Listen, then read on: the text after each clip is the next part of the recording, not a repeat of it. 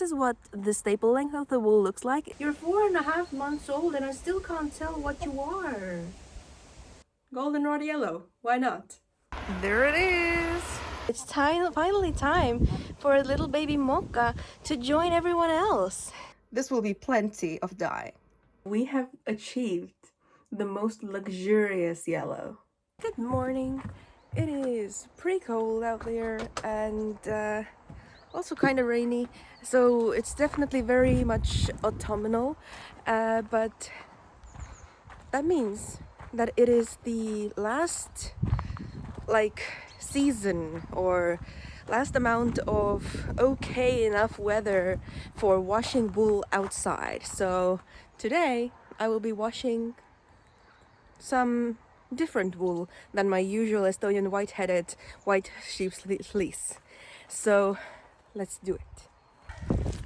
Today I'm starting the process of washing Gotland sheep's wool, and as usual I'm using my big old tub.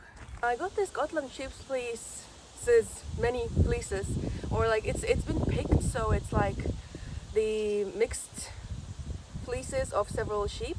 I got it like several months ago, and I talked to you about it then, but I will do so again because Gotland sheep are really cool in when it comes to their fleeces, because when they are born, the sheep are completely black, so they have black wool, and they will have black wool for their entire first year of life, which means that the wool that you get from their first shearing is gorgeous black, as you see here, and I'll show you like a close-up. This is what the staple length of the wool looks like. It has a lovely crimp, although I don't know what the crimp is good for, but it's a luscious black.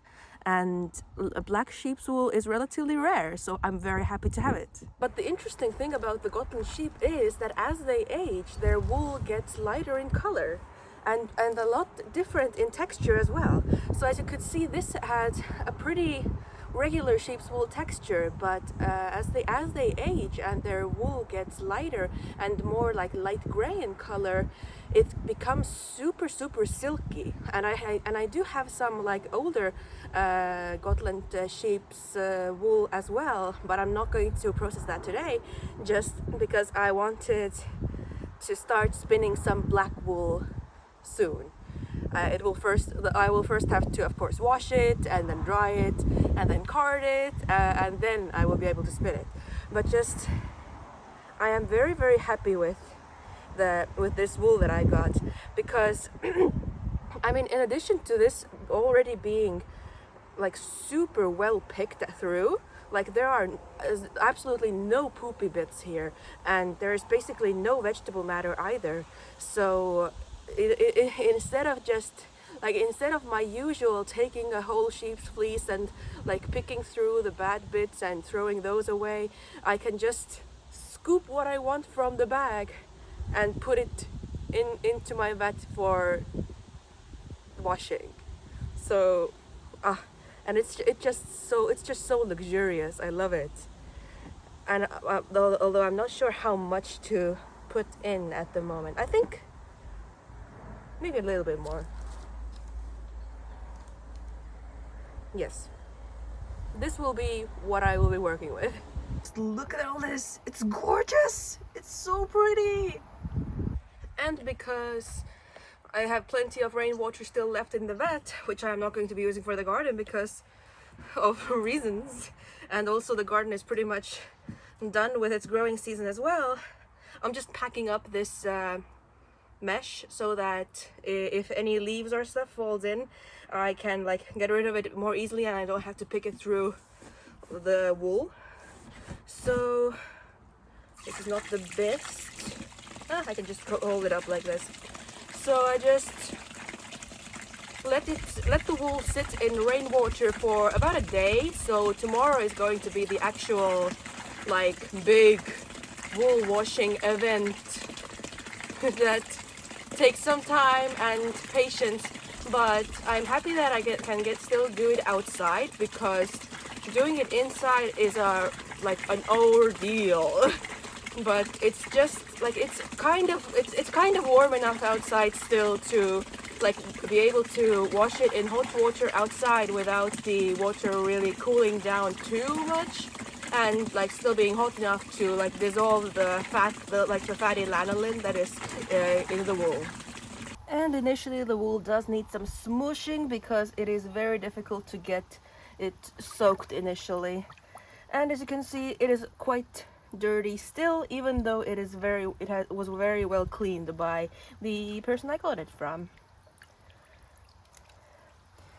See you tomorrow. And since we are behind the chicken coop and I have some time before I should start my daily routine of job searching, let's say hi to the chickens. Good morning, my leaves. How are we doing? How are we doing? Do you want some treats?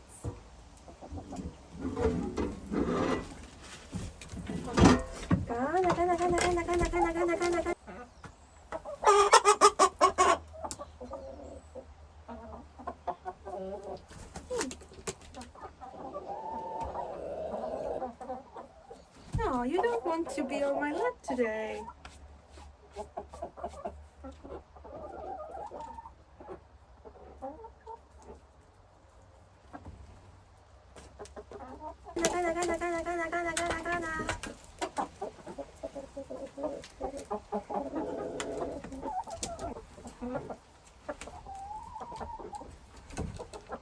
The chicken that I just picked up, Artemis, she's actually a really strange chicken because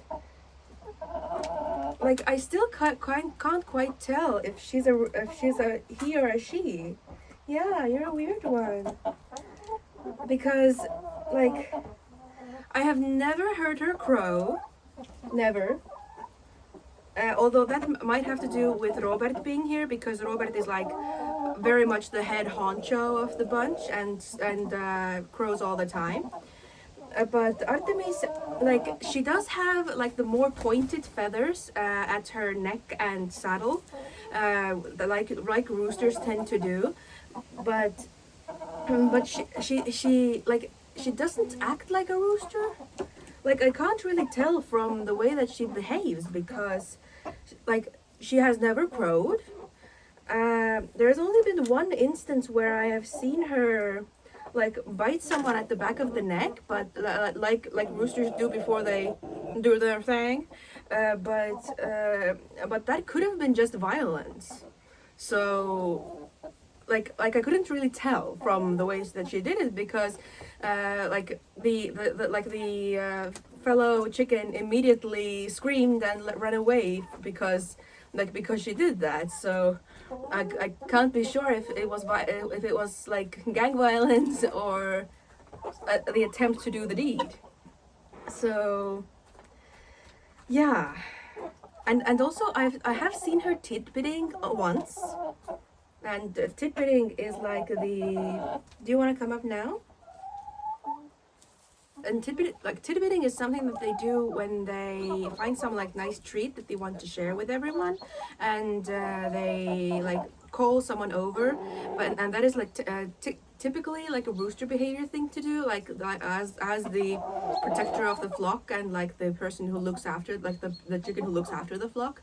But I have also seen both of the silkies do that, who are both definitely female. So I have no clue. Artemis, you are a mystery. You are truly a mystery. You're like she's like my trans child, my non-binary child. What are you doing?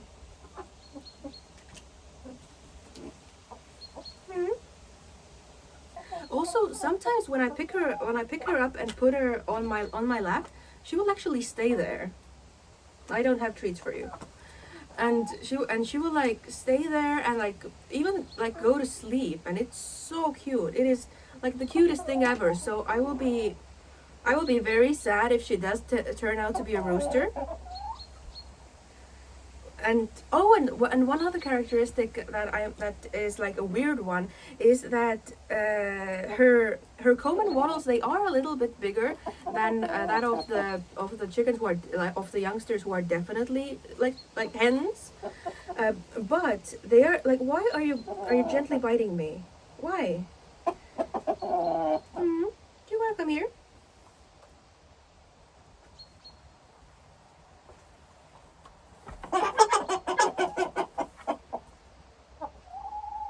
You want to come up?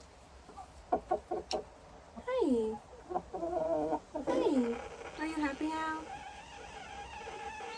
Like she doesn't like to, but basically, her common wattles, they are not large enough, like even nearly as large as that of the rooster that I already got rid of or gave away. So I don't know. You're a mystery. You're 4.5 months old, and I still can't tell what you are. Yeah. But I mean, if she does like turn out to be a rooster, but if she like gets along well with Robert, then I might consider letting her stay, just because she's so sweet. Yeah. Don't peck my eyeball. Yeah. Oh, she's settling down. Oh my god, you're so cute. You're so cute. Also, very excitingly, last night, I finished plying the first of the dog hair yarn, and I am really happy with it. It is a lot thinner than the sock yarn that I spun during Tour de Fleece.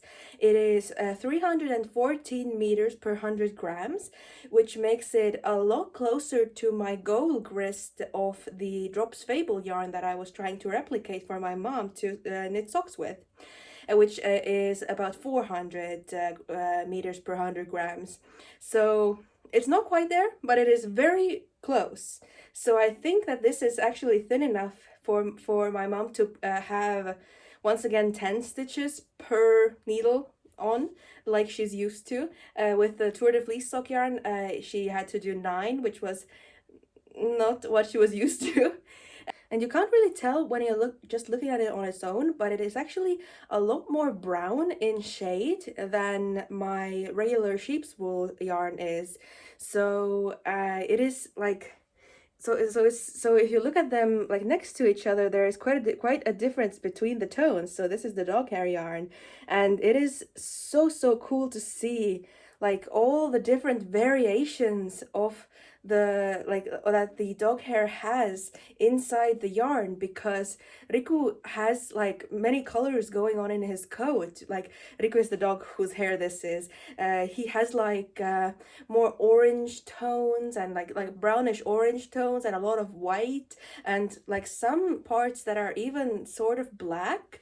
And it is just so cool to see all of them represented in this yarn, and I am really happy with it, with the way that it turned out. And yes, I'm just like, and it's just cool. I am happy that I got to try to spin dog hair yarn. I have never done it before, and it turned out to be a lot easier than I thought it would be.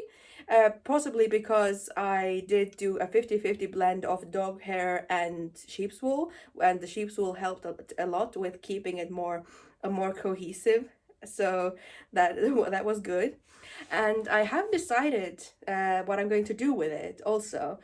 So like the individual color of this is lovely, but it is a little bit bland. So because I have seen some goldenrod close to the railway that hasn't quite finished blooming yet, I can use them to dye something yellow. So I think I'm actually going to be dyeing this yellow with some bits tied down so that so that the yarn gets white spots in it, because because it would just be a lot more fun. Like because the yarn is brown, like light brown. It's going to be like a more variegated yellow anyway, because of the base that I'm working with. So I wanted to try to pick as much goldenrod as I can, either today or tomorrow when I'm going to town. And then I want to dye this dog hair sock yarn, and also some sweater yarn as well, with the like yellow with the goldenrod, just because I now have a lot of undyed yarn that I was going to dye with indigo, but because the indigo experiment didn't really work out, I want to do something with it. So goldenrod yellow, why not?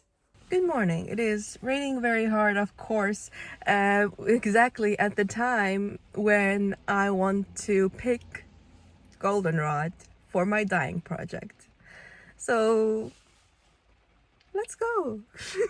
There it is.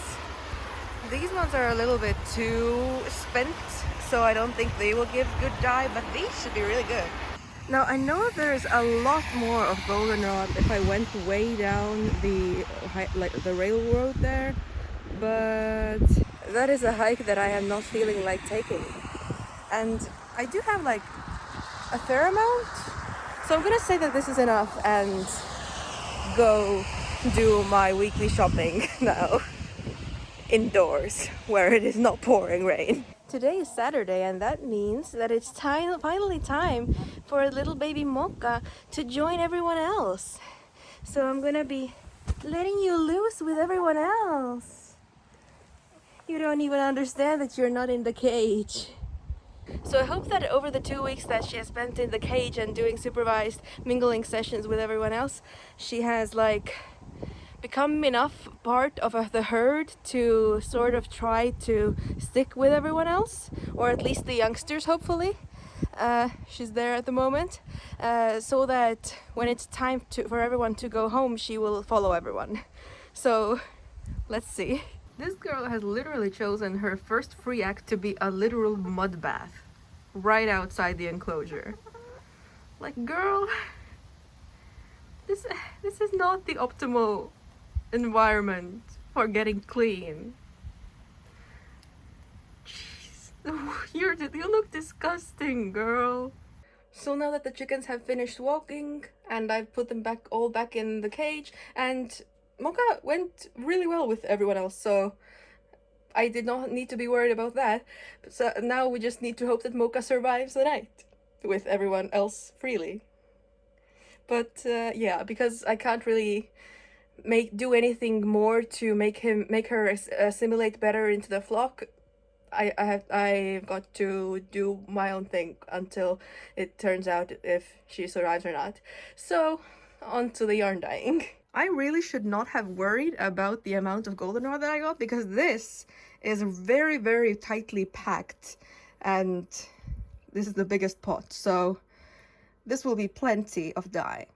So I will start simmering this, and hopefully going to achieve a temperature between 80 to 90 degrees as usual, and then I will keep it at that temperature for at least 1 hour, maybe 2, maybe 3. We shall see how I feel. And while that is going on, I'm going to be plying the rest of my dog hair yarn and then mordanting it. And actually, I ended up in a weird situation after I finished plying the first ball of the dog hair yarn. I ended up in a situation where I had 2 bobbins that were like pretty equal, and the third one was like it had a lot less single ply on it, so I don't know if the if the Rolex that I used were like that much more like smaller in weight, or I just spun that unevenly, probably a combination of both. So because I haven't been carding up any new dog hair Rolex, I just decided that I would use the remaining 6 or so Rolex that I had left to equalize the smallest bobbin. So now I once again have 3 lovely bobbins, of course unequal sizes, but I will be doing my best to ply them to the 3-ply and continue with the endeavors of the day.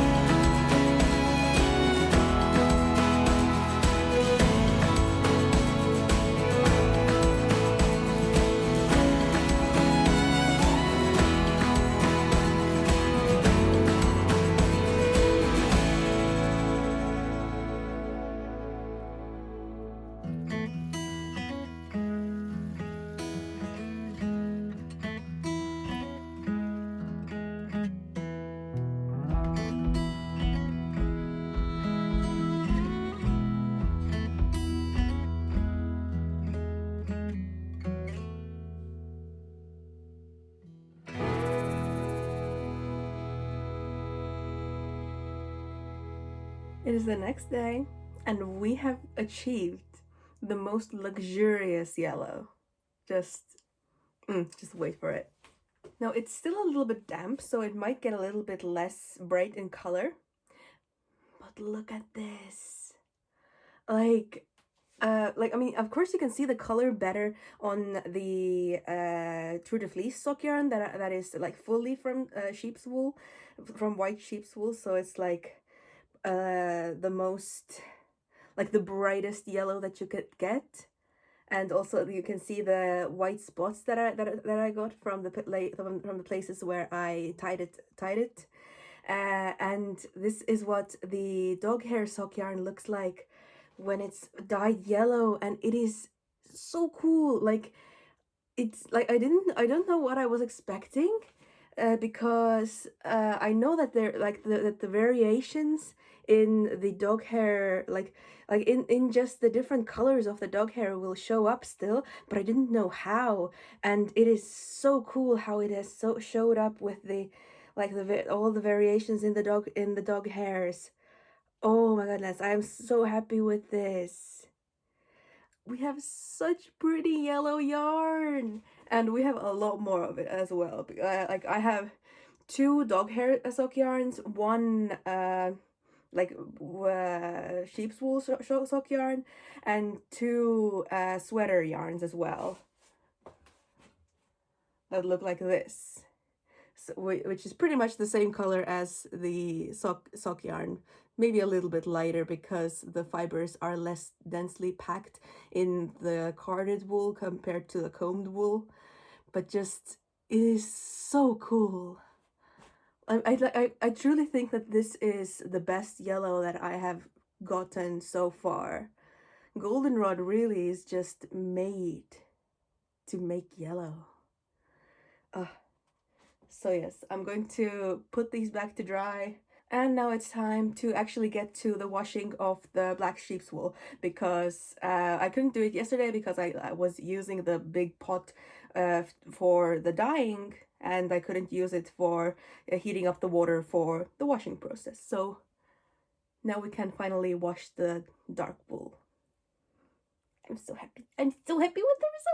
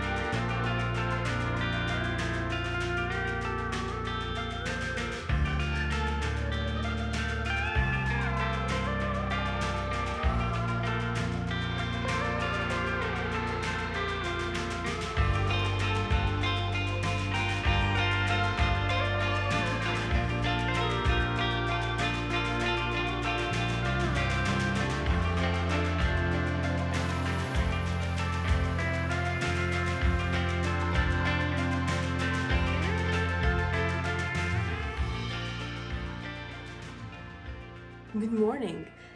Last night I finally managed to find some pieces of the black Gotland sheep wool that had dried, which means that I can finally card them, and it is such a different experience from like all the sheep wool that I have carded so far, so that I had to share the experience. It's just so different.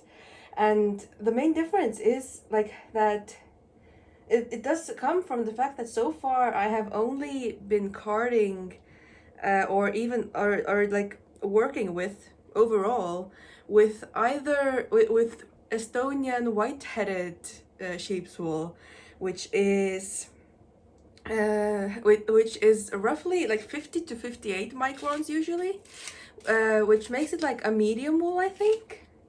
And like it's not like the softest, but it's not also the coarsest.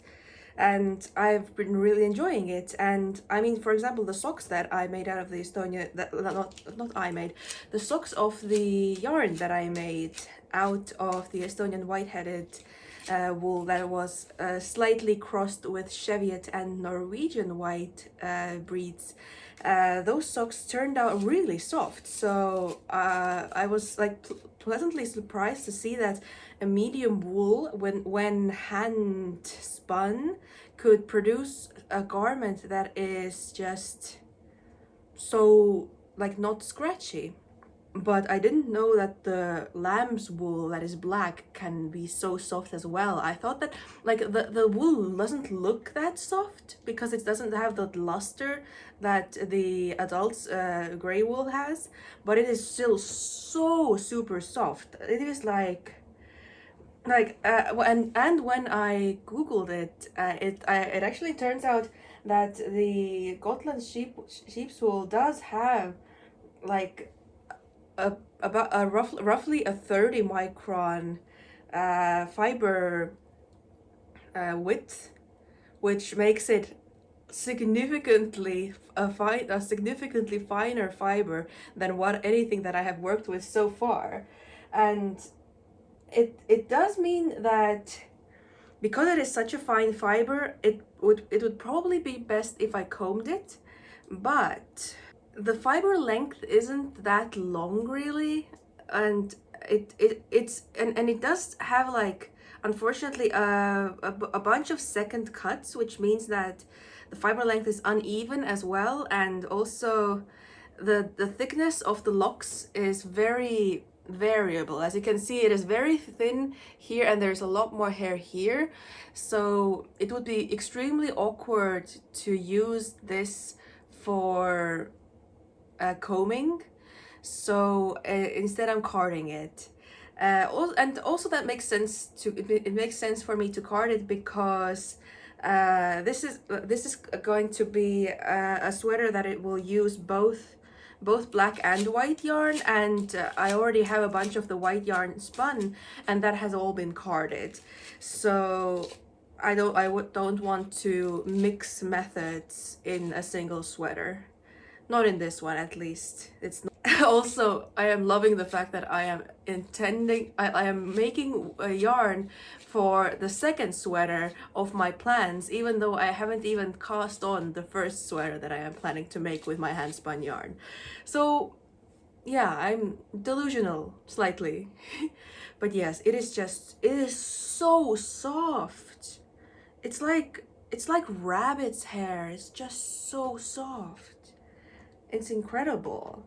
This is just what I will be doing for the upcoming future because I want to have a whole bunch of these rolags before I start to spin, because once I start spinning this, I think I won't be willing to stop, because I think this is going to be a very, very unique spinning experience for me so far, because of the fineness of the wool, but also partially because of the staple length. And I am excited to see how this spins up. So yes, before I sign off, I wanted to say that I do have a Ko-fi account set up where you can buy me a coffee if you want to. There's absolutely no pressure if not. It's just something that I have set up because I don't quite have the statistics on my channel to monetize it, but I do put a fair amount of effort into making these videos, and I hope to see you in the next video. Stay safe and have fun. Bye!